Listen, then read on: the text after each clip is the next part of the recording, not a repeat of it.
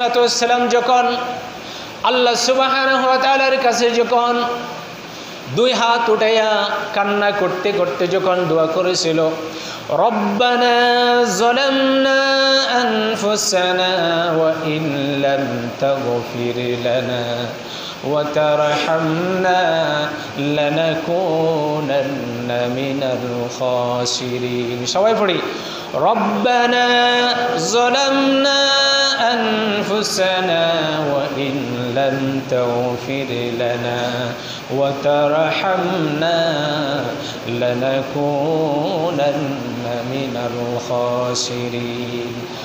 এই দোয়াটা পড়ার সাথে সাথে আল্লাহ সুবহানাহু ওয়া তাআলা হযরতে আদম আলাইহিস সালামের দোয়া কবুল করেছিল। আর সেই দিনটা মুহাদ্দিসিনে কেরাম বলতেছে, মুফাসসিরিনে কেরাম বলতেছে এটা মুহররমের দিন, 10 তারিখের ওই দিনটা ছিল। তাহলে আদম আলাইহিস সালাম যদি আল্লাহর কাছে তওবা করে যদি দোয়া নিজের জীবনের গুনাহ যদি মাপ চাইতে পারে, আর আমরা তো শুধু খাওয়া দাওয়া নিয়ে, তাহলে আদম আলাইহিস সালামের তওবার সাথে আমাদের আমলের পার্থক্য আছে না নাই? এরপরে 2 নাম্বার, হযরতে নূহ আলাইহিস সালাতু ওয়াস সালামের নৌকা 40 দিন পর্যন্ত পানির উপরে থাকার পরে যখন বন্যা যখন দূর হয়ে গেছে, যদি পাহাড়ে যখন নৌকা অবতরণ করেছিল, ওই দিনটা ছিল আশুরার দিন। ওই দিনটা আশুরার দিন। তাহলে নূহ আলাইহিস সালাতু ওয়াস সালামের এই আশুরার দিনের সাথে নূহ আলাইহিস সালামের জীবনের সম্পর্কটা কি?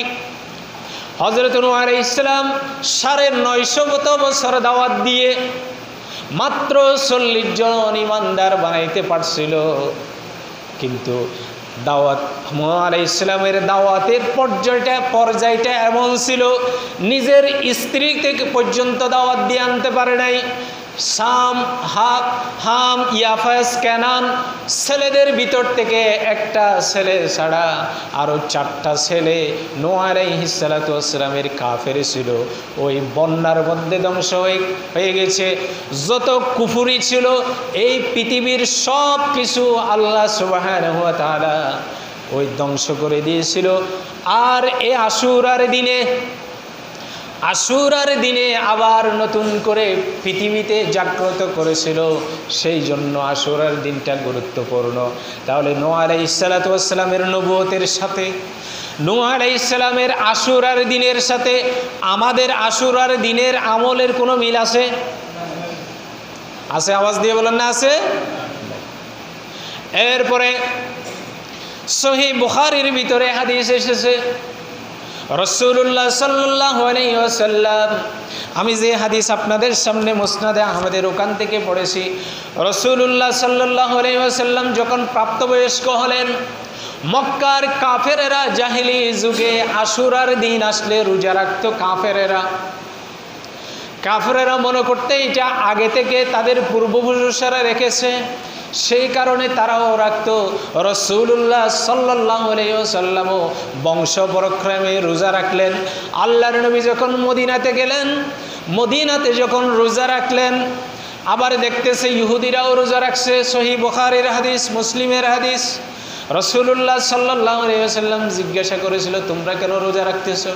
তখন কাফেররা বলেছিল, এই দিনে নাজাহু মূসা ওয়া কওমুহু মিন ফিরআউন, আল্লাহ এই দিনে মূসা এবং তার কওমকে ফেরাউনের কবল থেকে রক্ষা করেছিল। আর ফেরাউনকে আল্লাহ পানির মধ্যে চুবিয়ে ডুবিয়ে মেরেছিল।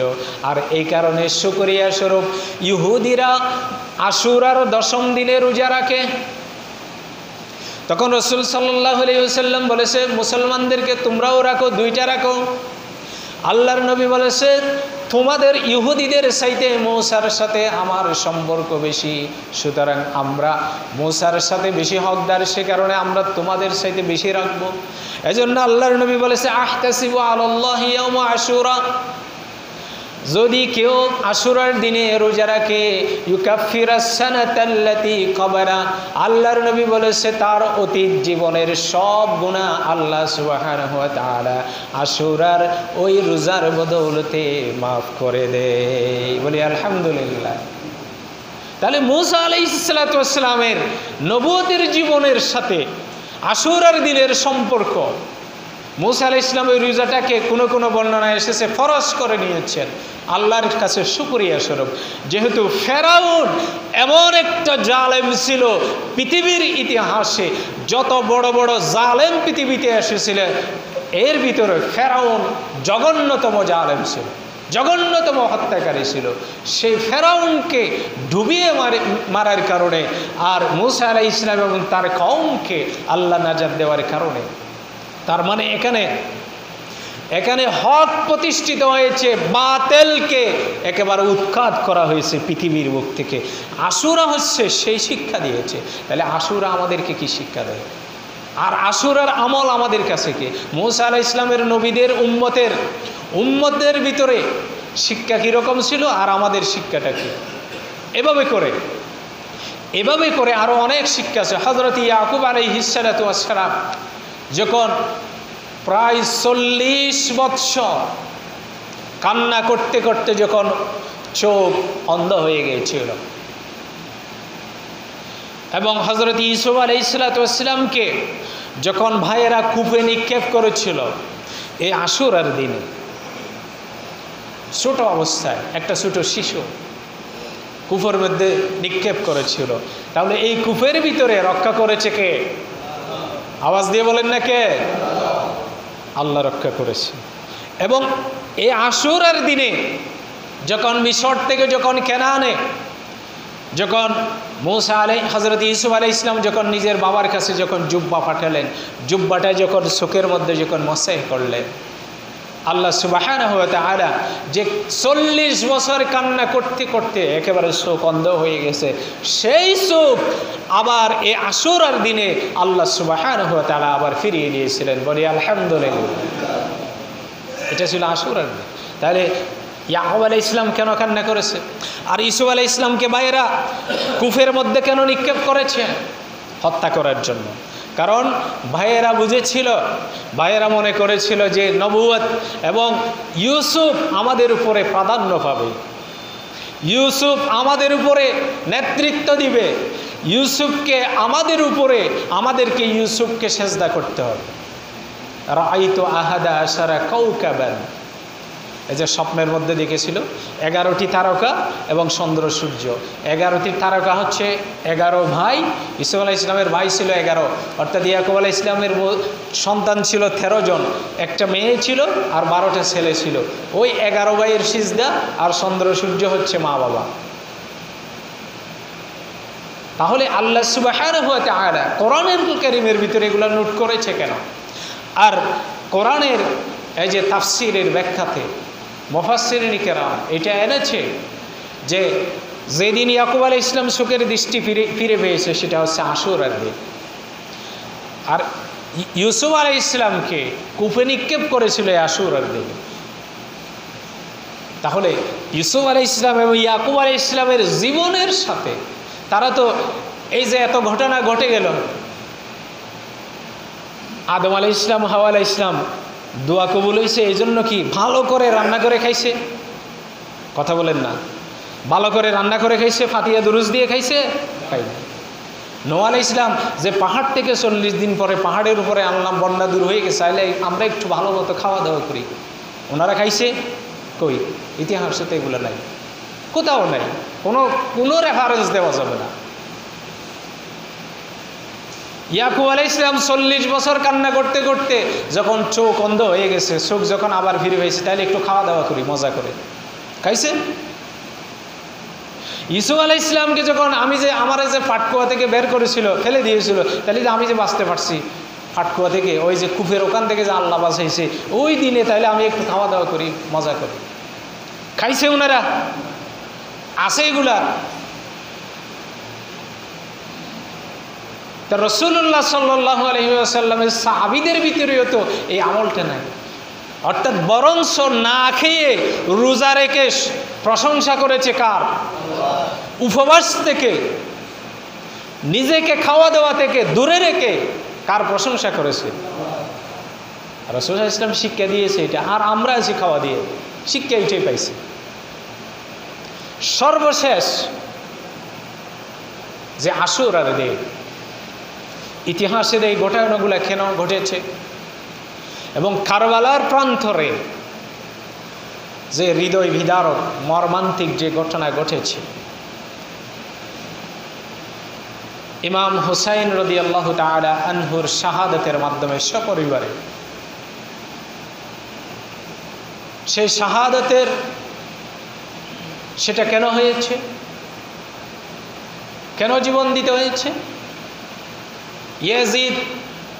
ইয়াজিদের বিষয়ে অনেক কথা আছে। ইয়াজিদকে অনেকে অনেক কথা বলে, কিন্তু ইয়াজিদ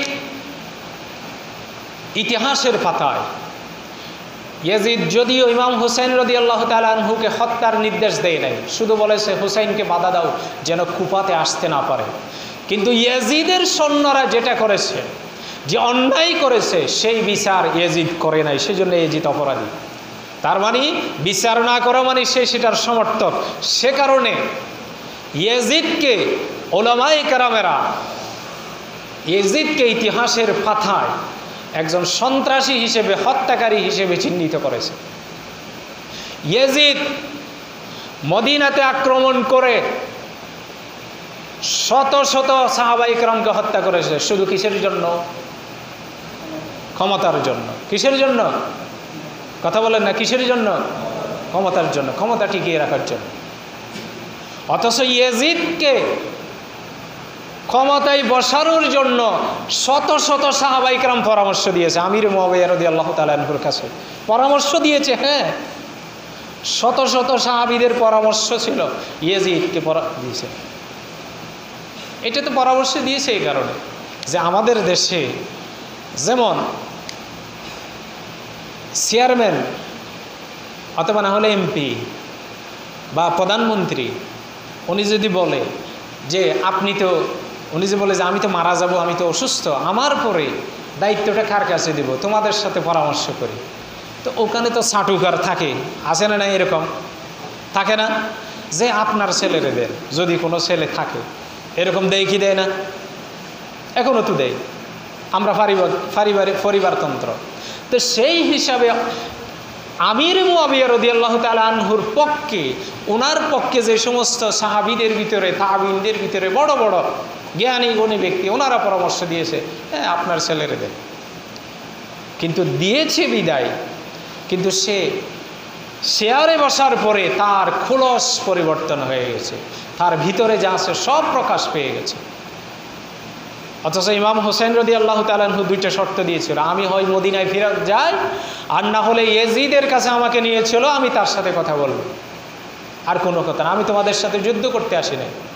অথচ এখানেও কিছু সাটুকর, কিছু বদমাইশ নিজের প্রমোশন পাওয়ার জন্য, সীমার নামক ইতিহাসের পাতায় এসেছে, একজন পরামর্শ দিয়েছে ইবনে জিয়াদকে, আব্দুল্লাহ বিন জিয়াদকে বলেছে, আপনি তো এখন ভাগে পাইছেন, এখন যদি আপনি তারে যদি হত্যা না করেন তাহলে তো আপনার প্রমোশন হবে না, আপনি সুযোগের সদ্ব্যবহার করেন। তাহলে মাথাটা কেটে একটা প্লেটে করে ইয়াজিদের সামনে নিয়ে গেল। ইয়াজিদ তখন বলেছে, আমি তো হত্যা করতে বলি নাই, কিন্তু আবার কোনো কোনো স্কলাররা বলেছে ইয়াজিদ লাঠি নিয়ে ইমাম হুসাইনের দাঁতে আঘাত করেছে। এবং এটাও হয়েছে হযরত আমর ইবনুল আস রাদিয়াল্লাহু তাআলা আনহু বৃদ্ধ বয়সে ইয়াজিদকে বলেছে, ইয়াজিদ তোমার এই বেয়াদবি বন্ধ করো। এটা একটা বর্ণনা, তোমার বেয়াদবি বন্ধ করো। আমি অসংখ্যবার দেখেছি বিশ্বনবী মুহাম্মদুর রাসূলুল্লাহ সাল্লাল্লাহু আলাইহি ওয়াসাল্লাম ইমাম হুসাইনের টুটে শত শতবার চুমা দিয়েছে, আমি দেখেছি। তুমি এই টুটে লাঠি দিয়ে আঘাত করতেছ, তুমি এই বেয়াদবি বন্ধ করো। এটারও একটা বর্ণনা আছে। কিন্তু আমার কথা হচ্ছে, ইমাম হুসাইন রাদিয়াল্লাহু তাআলা আনহু কেন মদিনা থেকে কুফায় গেল? কারণ ইয়াজিদ খেলাফতের যে সিস্টেম ছিল সেখান থেকে বের হয়ে নিজের মতো করে চালাইতে চাইছে, মুসলমানদের উপরে আইন জারি করতে চেয়েছে। দ্বন্দ্বটা এখানে, সেটার ফায়সালা করার জন্য যাইতে চাইছিল, বোঝাপড়া করার জন্য, কথা বলার জন্য, কুফাবাসীরা যেহেতু আমন্ত্রণ করেছে তাদের অবস্থা জানার জন্য। কিন্তু সেটা রাজনৈতিক বিষয়, এটা বিশাল আলোচনা। কিন্তু এখানে ইমাম হুসাইন রাদিয়াল্লাহু তাআলা আনহু কেন জীবন দিলেন? আমরা বিরিয়ানি পোলাও খাওয়ার জন্য জীবন দিছে? আশুরার দিনে আমরা বিরিয়ানি পোলাও এগুলা খাবো পরিবারের সবাই মিলে, এই জন্য ইমাম হুসাইনের জীবন বিলিয়ে দিতে হয়েছে? না। তার মানে আল্লাহ সুবহানাহু ওয়া তাআলা যেটা বলেছে যে ওয়াকুলু কাওলান সাদীদা, আপনাকে সত্যটা বলতে হবে, সত্যটা স্বীকৃতি দিতে হবে, স্বীকার করতে হবে, সেটার উপরে আমল করতে হবে। বিরিয়ানি পোলাও না, এটা শিক্ষা দেয় না।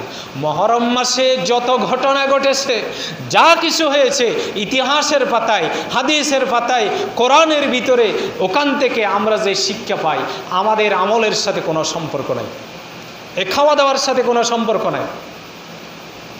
এজন্য আমি জুমার এই মাসের শেষের দিকে কেন কথাগুলো বলতেছি, এগুলা শিক্ষামূলক কথাগুলো বলতেছি।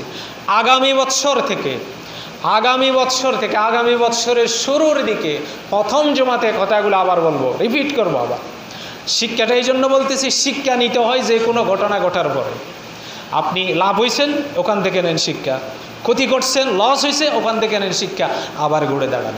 আল্লাহ সুবহানাহু ওয়া তাআলা মুহররম মাস এটাই জন্য দিয়েছেন, একটা বছর যখন শেষ হয়ে গেছে, বছরের শেষ মাস হচ্ছে যুলহজ মাস, সর্বশ্রেষ্ঠ মাস, হজের মাস। যখন গুনাহগুলো মুছে যাবে, আবার নতুন করে নতুন উদ্দীপনায় যখন আরেকটা মাস যখন শুরু করব, ইসলামের ভিতরে কোরআনের উপরে সুন্নাহর উপরে অটল থেকে যেন জীবনকে সাজাতে পারে, সেই জন্য মুহররমকে আগে দেওয়া হয়েছে। বলি আলহামদুলিল্লাহ। মুহররমের শিক্ষা আমাদের এখানে। আল্লাহ সুবহানাহু ওয়া তাআলা পবিত্র মুহররম মাস থেকে আমাদেরকে শিক্ষা নিয়ে আমরা যেন আমাদের নিজেদের জীবনে আমল করতে পারি। আল্লাহ আমাদের সবাইকে তৌফিক দান করুক, আমিন। ওয়া আখিরু দাওয়ানা আলহামদুলিল্লাহ। আমরা যারা সুন্নাত পড়ি নাই সুন্নাত আদায়